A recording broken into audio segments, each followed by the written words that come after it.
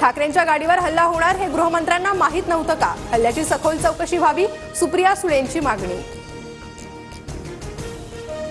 ठाकरे गटानं सुरुवात केल्यानं मनसैनिकांकडून प्रत्युत्तर। राज ठाकरेंसोबत घडलं नसतं तर अशी प्रतिक्रिया आली नसती। उद्धव ठाकरेंच्या ताफ्यावर झालेल्या हल्ल्यावर उदय सामंतांची प्रतिक्रिया। सोलापुरातील कुर्डुवाडीत शरद पवारांचं स्वागत। मराठा आरक्षणाला पाठिंबा।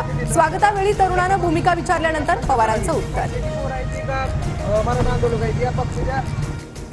उद्धव ठाकरेंच्या गाडीवरील हल्ल्यानंतर कोल्हापुरात ठाकरे गट आक्रमक। ठाकरे गटाकडून कोल्हापुरातील मनसेच्या शाखा फलकांची तोडफोड। ठाण्यात ठाकरे गटाच्या कार्यकर्त्यांनी काढलेले बॅनर अज्ञातांनी पुन्हा लावले। बॅनरवर ठाकरे, पवार, राहुल आणि सोनिया गांधीचं व्यंगचित्र। 17 तारखेला 3 वर्षाच्या ITR रिटर्न्सच्या कॉपी घेऊन येते। अजित पवारांनी त्यांचं डिटेल्स आणावे। सूरज चव्हाणांच्या आव्हानानंतर अंजली दमानी यांचं अजित पवारांना चर्चेचं खुलं आव्हान। अंजली दमानी यांना उत्तर देण्यापेक्षा अजित पवारांना अनेक कामं। दमानी यांच्या आव्हानानंतर प्रफुल्ल पटेल यांची टीका। मी बाळासाहेबांचा निष्ठावान कार्यकर्ता, मी सुपाऱ्या घेत नाही। कधी काळी राज ठाकरे पवारांच्या घराचे उंबरठे झिजवायचे। राज ठाकरेंच्या करवली टीकेवर संजय राऊतांचं उत्तर। सेबी अध्यक्ष माधवी पुरी बुच यांचा अदानी ऑफशोर संस्थेत हिस्सा, म्हणून अदानी मनी सिपनिंग घोटाळ्यात कारवाई नाही। हिंडनबर्गच्या नवीन अहवालात माहिती।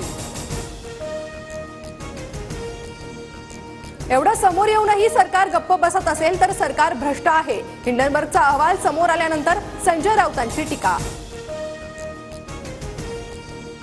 मराठा समाजाला आरक्षण मिळालं पाहिजे असं माझं स्पष्ट मत। मुख्यमंत्र्यांनी मराठा OBC मुद्द्यावर सर्वपक्ष बैठक बोलवावी, अजितदादांची प्रतिक्रिया।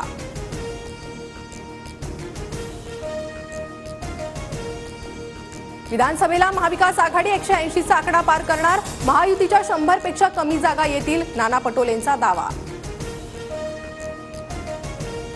बिहार आणि आंध्र प्रदेशप्रमाणे महाराष्ट्रालाही झुकतं माप मिळावं। केंद्राच्या विचाराचं सरकार राज्यात आलं पाहिजे, म्हणजे निधी आणता येईल, अजित पवारांचं विधान। बऱ्याच लोकांना आता तीर्थयात्रेला पाठवण्याची गरज। विखे पाटलांचं नाव न घेता बाळासाहेब थोरातांवर निशाणा। कोल्हापुरातील केशवराव भोसले नाट्यगृहाच्या नुकसानीची अजित पवारांकडून पाहणी। मुख्यमंत्री शिंदेंकडूनही नाट्यगृहासाठी 20 कोटींची घोषणा।